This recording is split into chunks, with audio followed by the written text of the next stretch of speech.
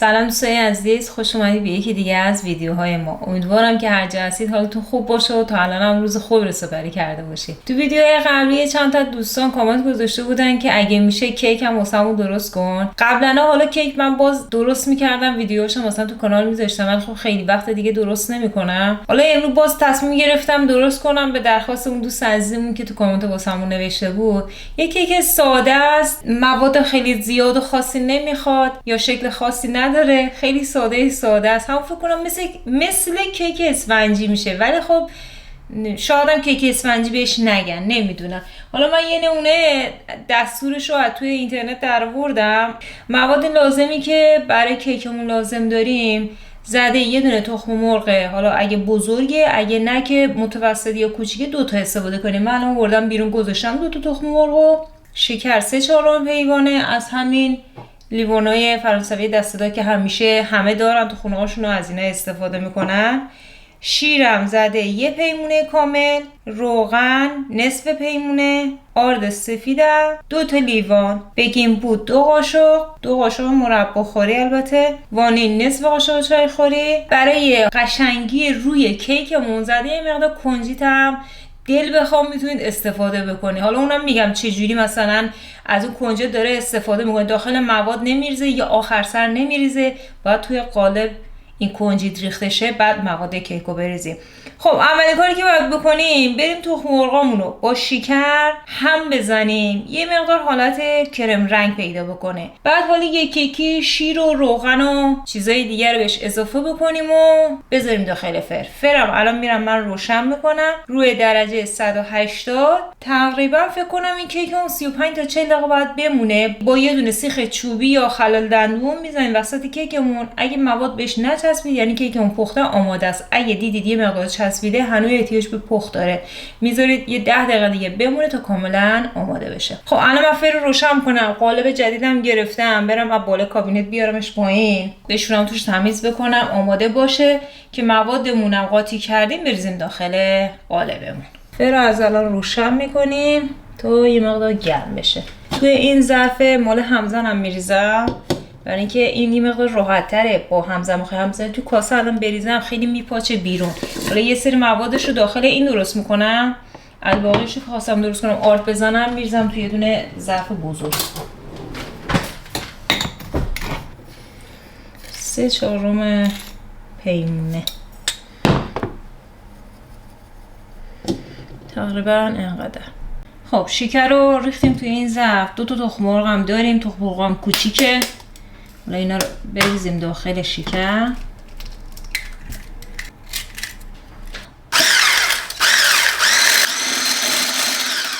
شما با همزن دستی هم میتونید انجام بدید. من دیگه برقی بود این آوردم دم دست. ببینید خیلی نمیخوایم هم بزنیم که حالا پف کنه، یه مقدار حالت کرم رنگ پیدا بکنه. یه لیوان شیر داشتیم، تو همین لیوان شیرمون من روغنم میریزم. روغنم باید فکر کنم نصف پیمونه بود، باز من یه نگاه کنم مطمئن باشم. بله روغن نصف پیمونه. اینم از روغنم. حالا اینا رو یه هم بزنیم دوباره. خب موادمون به این صورت در اومد. ببینید روغن و شیرم ترکیب کردیم، میمونه وانیل و بیکینگ پودر با آردمون. بیکینگ پودر رو که همزمان با آرد میریزم. وانیلم چقدر بود؟ وانیل نصف قاشق چای خوری.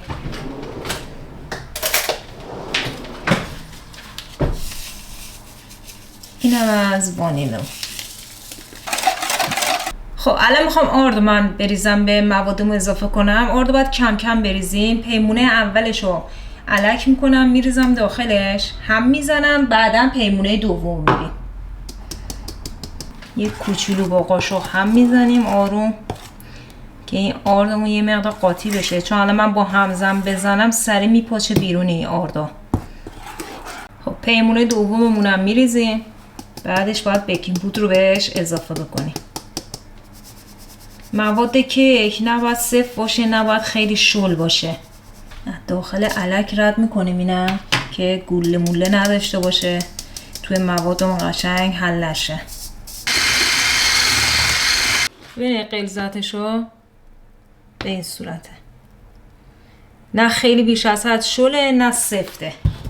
حالا من با قاشق دوباره دورگیری بکنم، هم بزنم یه کوچولو دیگه. آماده است. بریم قالبمون رو بیاریم چرب کنیم و بذاریم داخل فه. ریخت و پاچی که شد و کثیف کاری که شد و جمع بکنم، قالب رو بیارم چرب بکنم و مواد رو بریزیم. کیک درست کردنم خیلی دنگ و فنگ داره، ریخت و پاچ داره، به خاطر همین زیاد دوست ندارم درست بکنم. غذا درست کردن بهتره تا کیک.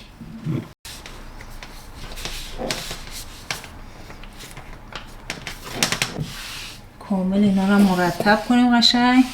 من دوست دارم در حین کار تا اونجایی که میتونم حالا تمیز کار کنم، زیاد ریخت و پاچ نداشته باشه، ولی باز هر کاری میکنی یه مقدار میریزه دیگه. مخصوصا میگم برای کیک درست کردن این آردینا رو میخوای الک بکنی، هر کاری هم بکنی باز میریزه. ولی خب ببین 1 2 3 همه رو تمیز کردم، مرتب شد. قالبمون اینه. تا حالا تو این درست نکردم. چمافشا فکر کنم تو ویدیوها نشون دادم، من فروشگاه خریدم اینا. یه چند تا قالب دیگه دارم ولی خب حالا مدلای دیگه است، از این مدل نداشتیم. شستمش قشنگ خوش کنم، روغن بیاریم بزنیم داخلشو. حالا یه بار باید تو این قالبه ژله هم درست کنم. طرحش قشنگه، ببینی از اینجاها یه حاشیه هاش معلومه. ژله هم درست کنیم توش ببینیم چه جوری میشه. البته باید پودر ژله بخریم، یه دونه داریم ولی خب یه دونه کمه بریم. حداقل این فکر کنم 2 تا 3 تا پودر ژله لازم داشته باشه. خب یه مقدار کم روغن میریزم، بعد برم فرچه بیارم، با فرچه کاملا همه جاشو چرب کنه. یه دستی من دارم انجام میدم، خود سخته، باید قطع کنم فکر کنم اینو چرب کنم کاملا همه جاشو، دوباره برگردم. حالا داریم کنجد بهش اضافه میکنیم، کفش میریزیم. حالا اگه به دیوارهاش هم یه مقدار بچسبه بد نیست. حالا مواد رو کم کم بهش اضافه میکنه. سعی کنید دور قالب بچرخونید، مواد رو دارید میریزید، یه جا نریزید. یکم تکون تکونش بدین که کاملا یه دست بشه توی قالبمون. یه ضربه کوچیکم میزنید حالا روی سطح میزی که گذاشتید، حبوبای داخلش هم بیاد بیرون. تا اون بخواد آماده بشه یه مقدار ظرفایی که کثیف شده رو جمع جور کنم بشورم.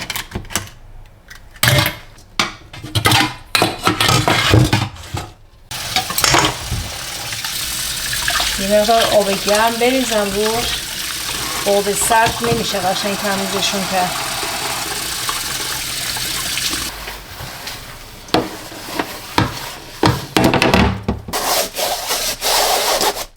یه نمایی از بیرونم گفتم نشونتون بدم. چقدر خیابون پر برگ شده، ببینین؟ یه کاملا پاییز خودشو به ما نشون داده. توی 1 2 روزه خیلی باد و بارون اومده. الانم ببینید هوا هنوز ابریه، صبح میاد بارون اومده. احتمالا فردا پس فردا از طرف شهرداری بیان تمام اینا رو باید تمیز بکنن. هیچ وقت نمیذارن شهر اینجوری حتی با اینکه برگه به این صورت بخواد کثیف بشه. ولی خب یه قشنگی خاص خودشو داره دیگه. ببینید از اون درختای روبرو برگا میریزه، روی ماشین هم ریخته پر شده. دوستان کیک ما آماده شد، از تو فر در بردم، برعکس کردم تو سینیه ولی هنوز قالبو در نیاوردم. گفتم همزمان با هم دیگه این کارو انجام بدیم ببینیم ظاهر کیکمون چجوری شده. خیلی راحت تو قالب در اومد، همین که برعکس کردم راحت در اومد، قشنگ آدم متوجه میشه صدا میده. 40 دقیقه کلا زمان برد تو فر با دمای 180 درجه. با سیخ چوبی هم تست کردم، کاملا پخته داخلش. امیدوارم که فقط ظاهر خوبی هم داشته باشه. حالا تا طعمش رو بریم بعدن وقت تست کنیم ببینیم چجوریه. با هم دیگه باز کنیم که هم داغه. خوب شده. این هم از ظاهر کیک ما.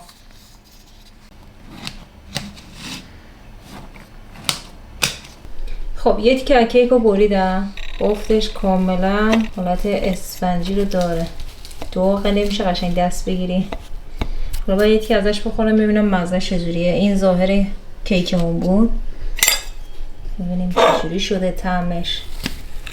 دوستان طعمش خیلی خوشمزه شده، شیرینیش قشنگ به اندازه است. انتظار نداشتم اینقدر خوب در بیاد، مخصوصا تو این قالبی که گفتم تا حالا من کیک درست نکرده بودم، اولین بار بود. همه چیش عالی بود. پیشنهاد میکنم که درست بکنید. برای شما قرمه سبزی بار گذاشتم که قشنگ تا شب بپزه جا بیفته. همه چیش ریختم به جز لوبیاشو. ما لوبیا چیتی میریزیم داخلش، مواد داخلی یه خورده بپزه، بعد لوبیا رو میریزم. یه ساعت دیگه تقریبا میریزم، چون اگر زیادم شاید لوبیاش بپزه له بشه، خاطر همین این الان نمیریزم. یه ساعت 2 ساعت دیگه نهایتا میریزم که بپزه آماده بشه. داریوش که نتونست فعلا کیف پیدا بکنه، من قصد دارم کوسم بخرم بر روی مبلا، کوسناشو عوض بکنم. حالا این طرحو دیدم، شانس ازش 4 تا هم داره، 2 تا اینجا 2 تا اونجا. قیمتش نمیدونم چنده. ببین میتونه قیمتشون رو پیدا کنه ببینی چنده. نیفتم چقدر فسقلیه این، چقدر چاقه اینا. خوبه دیگه، قشنگ تو پره. قیمتش بود نداره. اون یکی رو نگاه کن ببین چنده. احتمالاً کنده شده، زیادی صدا میکنه. یکی اون طرحه ولی خب 2 به شکم. بعد اکثرا یا 2 تایی هن یا کلا تک مونده. این هم بعد میترهش، ببینید کرم رنگه، اینجاش اینجا قهوه‌ای داره. ولی خب این هم مثلا 2 تاه، قیمت نداشت. فکر نمی کنم دیگه 20 یورو کمتر باشه. این معمولا 20 یوروه. بذاریم الان قیمت این کو. خب این فرق میکنه آخه لحاظ جنسی هم. 14 یورو. این هم قشنگه ولی خب نمیدونم. سری هم هالووینی اون جلو داره، ولی خب هالووینی ها یه تایمی رو میتونی استفاده بکنی.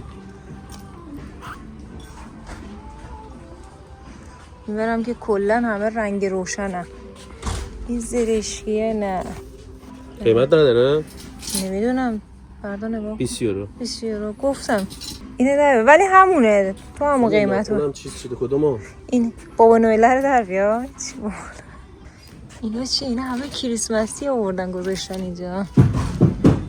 چقدر سر صدا میکنه. اول صبح اومدن جنس بچینن، خیلی شلوغ کاری میکنن. سر صدا میکنه که بگه من دارم کار میکنم. آره اعلام حضور بکنه. چه آفتابی هم افتاده.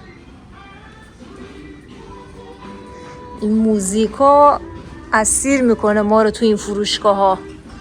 اینا رو هالووینی هن. باله. البته هالووینی ها رو دیگه یواش یواش باید جمع کنن، کریسمسی رو بردن. اینو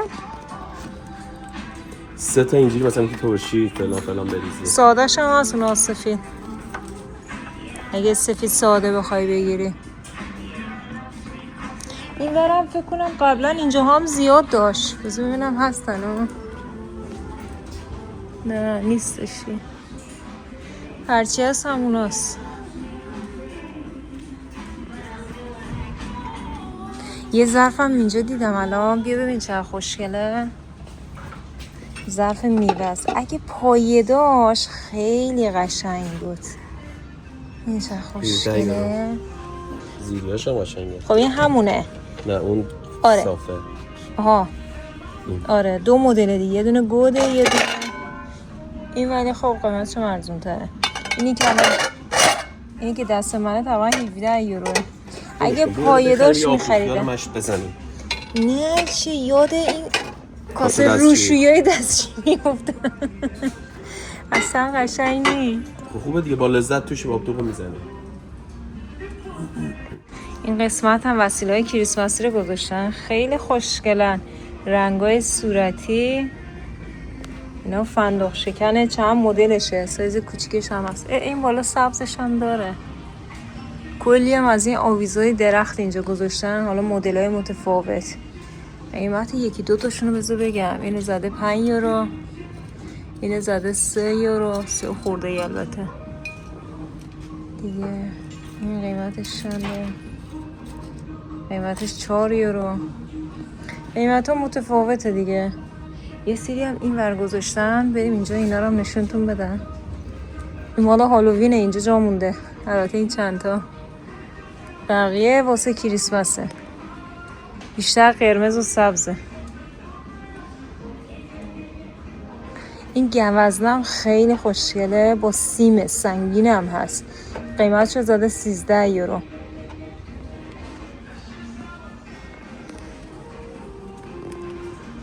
کلی چیزای خوشگل دارن.